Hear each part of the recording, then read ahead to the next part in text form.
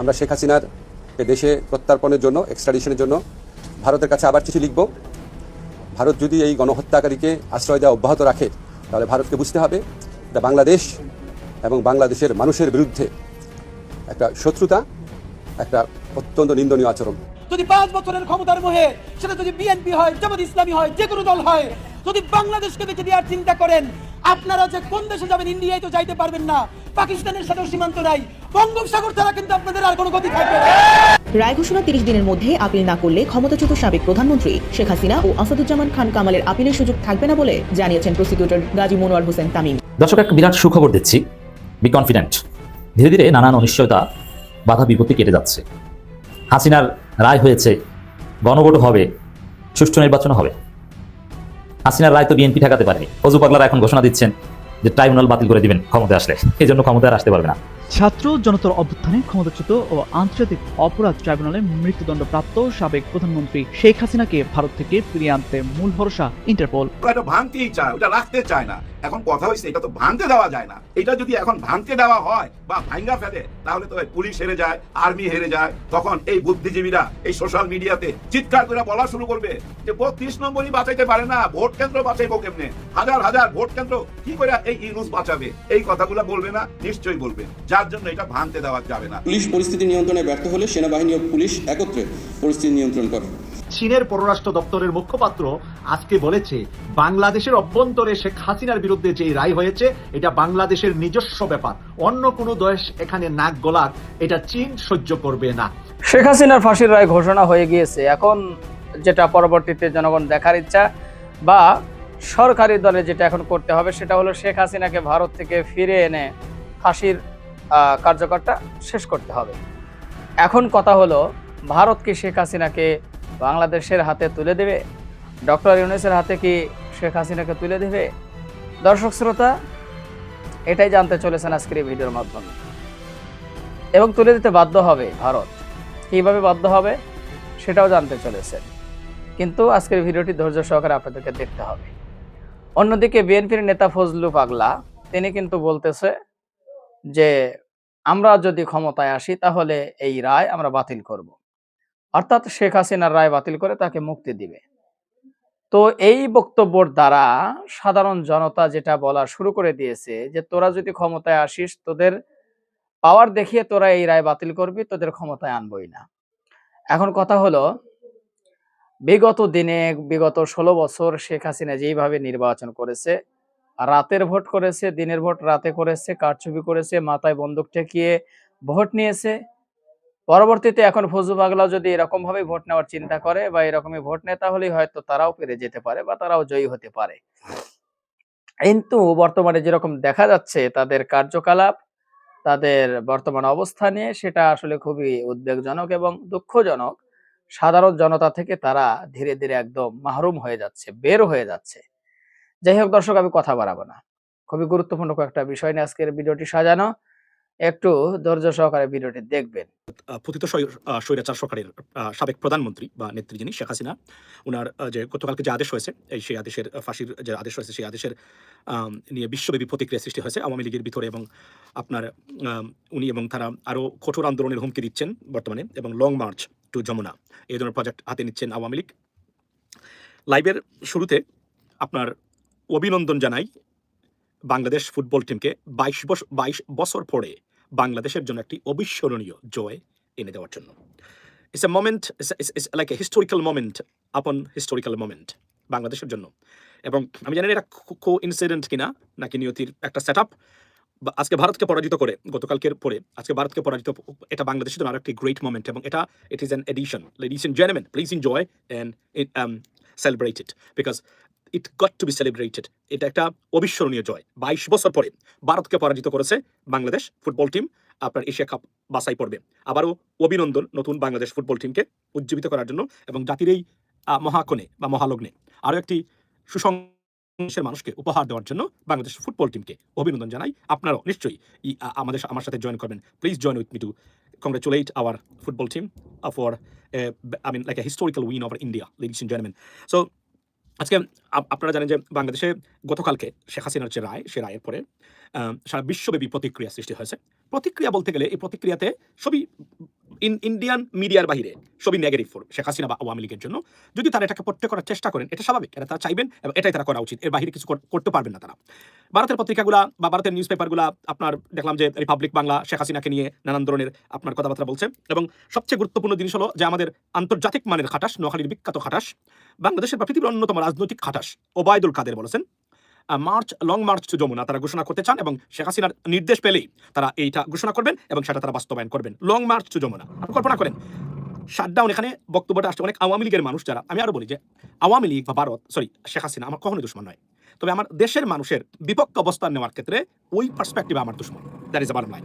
So আপনার সবচেয়ে আলোচনার বিষয় যেটা অনেক আওয়ামী লীগ নেতা যারা বলছেন সেটা হলো যে আল্লামা দেলোয়ার হোসেন সাইদিকে ফাঁসি দেওয়ার পরে যে ধরনের প্রতিক্রিয়া সৃষ্টি হয়েছিল, এতটা কঠিন এবং কঠোর পরিস্থিতির মধ্যেও মানে সাধারণ মানুষ এবং মানে তার দলের মানুষের ভিতরে তার যদি আপনার 0.001% থাকতো আওয়ামী লীগের এই আপনার শেখ হাসিনার এই রায়ের পরে, তাহলে কোনো দুঃখ ছিল না। অর্থাৎ প্রশ্ন হলো যে শেখ মুজিবুর রহমান সাহেব হত্যার পরে 1975-এ যেভাবে আওয়ামী লীগের ভূমিকা ছিল, ঠিক একই ভূমিকা আওয়ামী লীগের নেতাকর্মীরা পালন করেছেন শেখ হাসিনার এই রায়ের পরে। আপনি বলবেন যে আমি কি এটা উস্কিয়ে দিচ্ছি? না, এটা উস্কিয়ে দিচ্ছি না। এরপরে আমি এটাই আওয়ামী লীগের যারা আছেন তাদেরকে বোঝাতে চাই যে আপনারা দেখেন আপনাদের পজিশনটা কোন জায়গাতে আছে। আপনি কল্পনা করেন যে এত বড় একটা ঘটনা ঘটে গেল, অথচ মাত্র 1.5 বছর হয়েছে যেখানে লুটপাট তন্ত্রে ফ্যাট ভর্তি আওয়ামী লীগের নেতাকর্মীরা যুক্তরাষ্ট্র এবং যুক্তরাজ্যে কয়েকজন মানুষের মিলে মানে এই আপনার অম্বিথম্বি সহ মানে সারা আর কোনো জায়গায় কোনো প্রতিক্রিয়াই নাই। এটার কারণে আমি শেখ হাসিনাকে এতটুকু বলবো যে আপনি রাজনীতি করেছেন সারা জীবন, আপনি বলেন মানুষের জন্য রাজনীতি করেছেন, যদি মানুষের জন্য রাজনীতি করতেন আপনার দলের মানুষ না দাঁড়ালেও সাধারণ মানুষ দাঁড়াতো, যেভাবে দাঁড়িয়েছিল আল্লামা দেলোয়ার হোসেন সাইদি সাহেবের মানে আপনার এই রায়ের পরে। এটা আপনাকে বুঝতে হবে। এবং আপনি দেখেন ইভেন বেগম খালেদা জিয়ার রায় যখন ঘোষণা করলো, বিএনপির নেতাকর্মীরা এটা প্রতিক্রিয়া যেভাবে দেখিয়েছেন, আপনার ওনাকে যখন জেলে নেয় সাধারণ মানুষের ভিতরেও অসন্তুষ্টি এবং প্রতিক্রিয়া আমরা দেখেছি। কিন্তু মানে শেখ হাসিনা আপনাকে আজকে বলি, আপনি গিয়ে মানুষের কাছে জিজ্ঞেস করেন, আপনারা তো বলছেন 50%, 60% যদি আপনাদের সাথে মানুষ থাকতোই মানে শেখ হাসিনা, তাহলে তো আপনি নির্বাচনে দিনের ভোট রাতে করতে হতো না। আপনার এমন জুচ্চুরি, খুন, গুম, আয়নাগর এবং সেক্টর ডিটেনশন সেন্টার বানানোর প্রয়োজন ছিল না। আপনি এমনিতেই ক্ষমতা থাকতে পারবেন। কিন্তু এখানে আপনাদের বলছি আবারও যে উচ্ছৃঙ্খল মানুষ যারা আছে তাদের পরিণতি কি হতে পারে তার একটা উৎকৃষ্ট উদাহরণ হলো, এবং বেয়াদব মাইন্ডেড যারা আছেন তাদের পরিণতি কি হতে পারে সেটা হচ্ছে আমরা শেখ হাসিনাকে আমি মনে আছে আওয়ামী লীগের কেউ যদি দেখে থাকেন, আপনাদের মনে আছে আমি বলছিলাম যে বেগম খালেদা জিয়াকে জেল থেকে মুক্তি দিন, সব মাফ করে দেন, তারেক রহমান সাহেবের মামলা মাফ করে দেন, দিয়ে বিএনপিকে বিরোধী দল, যেহেতু জামাত ছিল না তখন, বিএনপিকে বিরোধী দল হিসেবে দাঁড় করান। আপনি তাদের সাথে আলোচনা করে, কেননা মির্জা ফখরুল ইসলাম আলমগীর সাহেবরা একটু হলো আওয়ামী লীগের প্রতি তাদের পজিটিভ মনোভাব সবসময় ছিল, আছে এখনো। সুতরাং আপনি পারবেন, এবং ডেসপারেট ছিল বিএনপি তখনকার সময়, একটা বড় বিরোধী দল হিসাবে বিএনপিকে দাঁড় করাতে পারতেন, যেহেতু জামাত তখন ছিল না, তখন ব্যান করে দিয়েছিলেন আপনারা। এরপরে কি হতো? এরপরে আপনি আবার ক্ষমতা থাকতে পারতেন একটা নির্বাচন দিয়ে। সেটা তো জান নাই, মনে করেছিলেন সব ধ্বংস, জামাতকে ধ্বংস করবেন, বিএনপিকে ধ্বংস করবো, সব দিয়ে আমি আমার বাবার মতো আমি এবার বাংলাদেশের মালিক। 21 কোটি 18-19 কোটি মানে দেশের মানুষের দেশ এই বাংলাদেশ, এগুলা কি মানে আপনারা কি শুরু করছেন এগুলা? আজকে বলেন লং মার্চ, কাউকে ছাড়বেন না, ধরবেন না, সিঁড়ি ফেলবেন, কেটে ফেলবেন। তাহলে আপনি যদি খালি সিরাতে আর দরাতে থাকেন, আপনারা দেশের মানুষের মানে অবস্থা কোন জায়গাতে যাবে? আমি আপনারা সাধারণ মানুষ যারা এখানে 700-800 মানুষ আছেন, আপনাদের উদ্দেশ্যে আমার বক্তব্য, লেডিস এন্ড জেন্টলম্যান, তারা যদি এই রাজনীতিবিদরা যদি খালি সারা এবং দরার ভিতরে থাকে, তারা আপনারা যাবেন কোথায়? মানে পৃষ্ঠ কাটা হচ্ছে সাধারণ মানুষ। এটার সমস্যার সমাধানটা কোথায়? এটা খুঁজে বের করতে হবে বাংলাদেশের মানুষ যারা আছেন। বাই দ্য ওয়ে বলে রাখি, do not forget to subscribe এবং আপনার নোটিফিকেশন দিয়ে রাখবেন যেন আমি আপনাদেরকে লাইভে গেলে এই সাহায্যটা আমাদেরকে করতে হবে, যেহেতু আপনারা চান আমরা সবসময় থাকি, না থাকলে তো আপনারা দেখতেন না। তো আমার বক্তব্য এই জায়গাতে, লেডিস এন্ড জেন্টলম্যান, আমি আপনাদেরকে বলছি, তারা যদি এইভাবে যদি খালি মানে ধরেন আমি ধরবো আপনি চালবেন, তাহলে বাংলাদেশের 21 কোটি মানুষ, আমি ধরলাম 21 কোটি বলছেন তারা, এটা তো অরিজিনালি তো কত 17-18 কোটি তারা বলেন, ধরেন, তাহলে বাংলাদেশের মানুষ যাবে কোথায়? এটা আমি জিজ্ঞেস করতে চাই আপনাদেরকে। আপনারা যে রাজনীতিবিদরা, এই দুর্বৃত্তায়িত রাজনৈতিক ব্যবস্থা এবং এই যে নরফিসাসের এবং এই দুর্নীতিগ্রস্ত এবং কমপ্লিটলি ব্যর্থ এবং ফেইল পলিটিক্যাল সিস্টেম, আপনারা যে আজকে 54 বছর পরেও আপনারা এখানে ইমপ্লিমেন্ট করে রেখেছেন, সাধারণ মানুষের মানে জায়গা কোথায়? আপনারা তো, এবং আমি আজকে বাংলাদেশের মানুষ যারা আছেন, মা বাবা সবাইকে বলছি, একটা যুদ্ধের ভিতরে যাচ্ছেন আপনি আপনার সন্তানদেরকে নিয়ে। মনে রাখবেন, 2টা পয়সার জন্য আর টাকার জন্য এদের পিছনে আপনার সন্তানদেরকে দিবেন না, নিজের জীবনকে বিপন্ন করবেন না। কেন করবেন না? আমি আপনাদেরকে উদাহরণ দিই। তাদের সন্তানরা একটা দেখান, আপনি একটা আওয়ামী লীগের 300 জন এমপির কয়জন এমপির সন্তানরা বাংলাদেশে আছে আমাকে দেখান। শেখ হাসিনা বাদ দিলাম, বড় বড় লিডার যারা আছে তাদের কথা বাদ দিলাম, আপনি দেখেন তাদের সন্তানরা এখন কোথায়? তারা আলিশান বাড়িতে থাকে, কানাডা, যুক্তরাষ্ট্র, যুক্তরাজ্য, ইউরোপ, দুবাইয়ের মতো জায়গাতে। দুবাই তো এই মুহূর্তে আমি যেটা শুনলাম, আমাকে কয়েকজন প্রবাসী বললেন, নাম তো বলতে পারবেন না, নাম বলতে পারতাম এখনো, ফটো দিয়েছেন তারা, যেহেতু বিশাল একটা জনসংখ্যা দুবাইতে মানে আরব আমিরাতে, এখানে আপনি লুকাইতে পারবেন না, যদি আপনি মানে সারাদিন ঘর থেকে বের না হলেও একবার না একবার, কারণ আপনার পাশের ঘরে যে কাজ করে সেও দেখেন এখন করবে বাংলাদেশি অথবা পাকিস্তানি কাজ করে, একজন আরেকজনের তথ্য পায়। ধরেন আপনার বাড়ি, আপনি ঘর থেকে বের হন না, একবার বের হয়েছেন, সেটা দেখবে সে ওই পাশের ঘরের যে আপনার যে ওই আরবির ঘরে যে কাজ করে, যেহেতু তাদের বাড়িঘর আরবি এলাকা এবং খুব ধনাঢ্য মানে দুনিয়ার এরিয়াতে তারা বসবাস করেন, সুতরাং বের হয়ে যায়। এটা তারা আপনাদেরকে দিচ্ছেন, তারা বলছেন যে এই লোক এখানে থাকে, এই লোকের বাসা এটা। তারা যারা বিদেশে আসতে পারেন নাই মানে মানে সাথে সাথে তারা কি আলিশান অবস্থা তারা বসবাস করেন। আপনাদের সন্তানরা বাংলাদেশে কেউ নাই। আপনাদের সন্তানরা এক একটা সন্তানকে, আমি একজন রাজনীতিবিদ দেখলাম, তার 2টা সন্তান, 2টাকে 2টা বাড়ি দিয়েছেন, 2টা গাড়ি দিয়েছেন। ইভেন বাংলাদেশের এখানে বসবাস করে একজনকে কাজের মানুষ এখানে যুক্ত করে দিয়েছেন, কারণ সে যে টাকা পায় এই টাকাটা তার অন্যান্য কাজ করে যে টাকা পায় সেই টাকা সমান পাচ্ছে। তাহলে তার সমস্যা কি? তার সমস্যা নাই। শেখ হাসিনার মৃত্যুদাদেশ দেবার পর থেকে বাংলাদেশে আলোচনা একটাই, ভারত কি শেখ হাসিনাকে ফেরত দেবে কিনা। এটা নিয়ে অনেকেই অনেক ধরনের কন্টেন্ট বানাচ্ছেন, যে যার মতো বিশ্লেষণ করতেছেন, কেউ কেউ আইনের ব্যাখ্যা দিতেছেন, এবং কিন্তু সাধারণ জনগণের মধ্যে একটা মানে জিজ্ঞাসা যে আসলেও কি শেখ হাসিনাকে ভারত সরকার ফেরত দিবে। এই প্রশ্নের উত্তর হ্যাঁ বা না দুইভাবে দেওয়া যায়। আমরা যদি একটু আইনের দিকে বিশ্লেষণ করি তাহলে দেখেন বন্ধুরা, আইনটা এইভাবে আছে যে ভারত এবং বাংলাদেশের মধ্যে 2013 সালে একটা এক্সট্রাডিশন চিঠি হয়েছে, মানে প্রত্যর্পণ চুক্তি আছে। ওইটাতে বলা আছে যে নির্দিষ্ট অপরাধের একজনকে প্রত্যাবর্তন করা যাইতে পারে। মানে ওই যে 2013 সালে যে আইনটা হয়েছে সেখানে স্পষ্টত বলা আছে যে নির্দিষ্ট যদি কোনো অপরাধ থাকে তাহলে তাকে প্রত্যাবর্তন করা যাইতে পারে। বাট 2016 সালে একটা সংশোধন করা হয়েছে, বুঝছেন, যেখানে কনসার্ন এভিডেন্স মানে স্পষ্ট প্রমাণ থাকতে হবে। এরকম স্পষ্ট প্রমাণ যদি না থাকে, এবং এইসব ব্যাপারে কিছু আইনটাকে আবার লঘু করা হয়েছে, মানে স্পষ্টত প্রমাণ লাগবে, এবং ওই যে যাকে প্রত্যাবর্তন করা হচ্ছে তার বিরুদ্ধে অন্যান্য দেশের কোনো রকম আপনার আরও মামলা আছে কিনা সেইটা বিবেচনায় আনা হতে পারে। এই চুক্তির আর্টিকেল 6-এ সেভাবে যদি অপরাধ রাজনৈতিক চরিত্র বা পলিটিক্যাল নেচার হয় বা ওইরকম কিছু হয় তাহলে প্রত্যাবর্তন অস্বীকার করতে পারে। মানে ওই চুক্তি অনুযায়ী যদি কোনো একটা মানে যাকে প্রত্যাবর্তন করার জন্য চাচ্ছে সেইটা যদি মানে যে দেশ থেকে তাকে পাঠানো হবে সেই দেশ যদি মনে করে যে এটা একটা পলিটিক্যাল নেচার মানে রাজনৈতিক একটা চরিত্র হয়ে গেছে যার জন্য এটা তারা বিবেচনা করতে পারে। বিশেষজ্ঞরা বলতেছেন যে শেখ হাসিনার বিরুদ্ধে যে অভিযোগ সেটা রাজনৈতিক রূপ নিয়ে নিছে, এইটাকে রাজনৈতিক অপরাধ হিসাবে বিবেচনায় যুক্তি ভারতের কাছে থাকতে পারে। মানে শেখ হাসিনার যে বিচারটা হয়েছে এটা একটা রাজনৈতিক বিচার, এটা এইভাবেই ভারত হয়তোবা বিচার করতে পারে। কিন্তু রাজনৈতিক অপরাধ যেগুলো ধরা হয় এর মধ্যে হত্যা যদি থাকে তাহলে সেটাকে রাজনৈতিক অপরাধ ধরা যাবে না। এছাড়া আর্টিকেল 8-এ আছে, হ্যাঁ, বলে যে যদি প্রত্যাবর্তনের অনুরোধ ন্যায় বিচারের স্বার্থে নয় বা ভালো বিশ্বাসে বা গুড ফেইথে করা না হয়ে থাকে তাহলে প্রত্যাবর্তন অস্বীকার করতে পারা যায়। যেমনটি ধরেন যে এই যে প্রত্যাবর্তনটা চাচ্ছে তার যে বিচারটা হয়েছে শেখ হাসিনার, এটা যদি ভারত সরকার মনে করে যে এটা গুড ফেইথে বিচার হয় নাই এবং এটার মধ্যে রাজনৈতিক প্রভাব ছিল তাহলে তারা সেটা নাও মানতে পারে। অর্থাৎ আইনগতভাবে হ্যাঁ প্রত্যাবর্তন চাওয়া যাবে কিন্তু না বলার জন্য স্পেস আছে। তার মানে হলো ভারতের কাছে আইনগতভাবে আমাদের চাইতে পারি, কিন্তু ভারত বিভিন্ন বিভিন্ন রিজন দেখায় এটা নাও বলতে পারে। আরেকটা হইতে পারে ভারতের বিশেষ আদালতে তার বিচার হইতে পারে।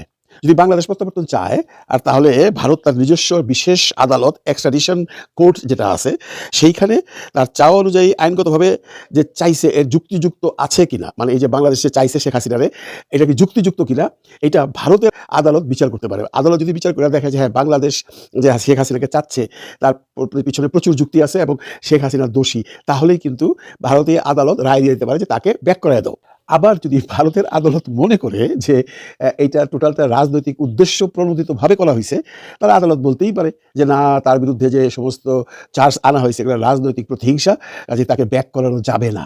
এখানে একটা সুন্দর করে আইনের একটা ক্লজ দেখছে, আমি পইলা শোনাই। আইন শুধু একদিক, রাজনৈতিক সিদ্ধান্ত ও কূটনৈতিক চাপও বড় ভূমিকা রাখে।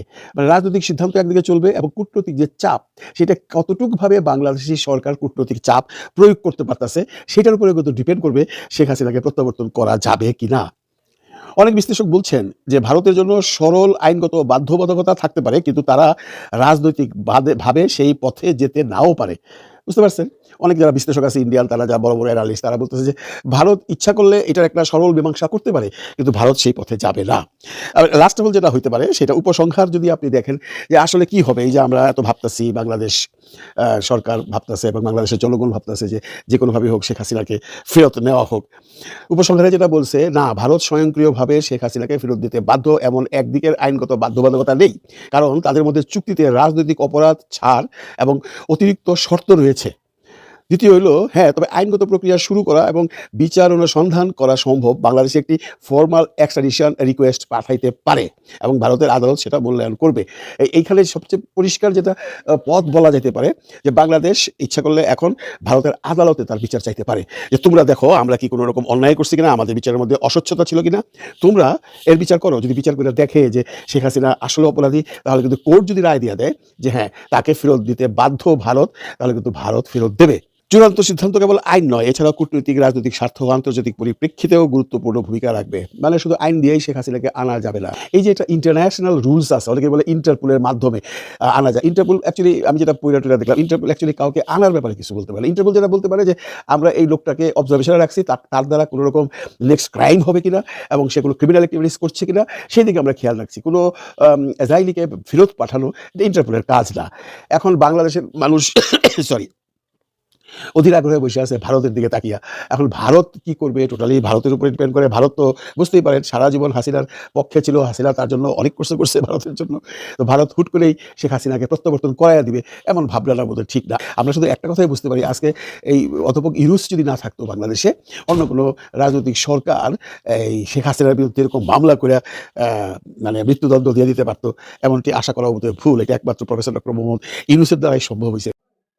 দর্শক শ্রোতা, আশা করি সবগুলো ভিডিও দেখেছেন এবং বিস্তারিত আলোচনাগুলো আপনারা মনোযোগ সহকারে শুনেছেন। প্রত্যেকটি বিশ্লেষকের বিশ্লেষণ শোনার পর আপনারা কি জানলেন বুঝলেন, অবশ্যই আপনাদের মূল্যবান মতামত ভিডিওর কমেন্ট বক্সে জানিয়ে দিন। আর হ্যাঁ, পারলে ভিডিওটি শেয়ার করে সবার দেখার সুযোগ করে দিন। আমাদের এই চ্যানেল নাশিদ ইসলামিক মিডিয়া সেন্টারে যদি আপনারা নতুন হন, প্রতিনিয়ত এ ধরনের গরম গরম খবর পেতে আমাদের এই চ্যানেলটি সাবস্ক্রাইব করে আমাদের সাথে থাকবেন। ইতিমধ্যে যারা অলরেডি সাবস্ক্রাইব করেছেন সবাইকে অসংখ্য ধন্যবাদ জানিয়ে আজকের মতো এখানে বিদায় নিচ্ছি। আবারও দেখা হবে, কথা হবে নতুন কোনো টপিক, নতুন কোনো ভিডিও নিয়ে। ভালো থাকবেন সবাই, আল্লাহ হাফেজ।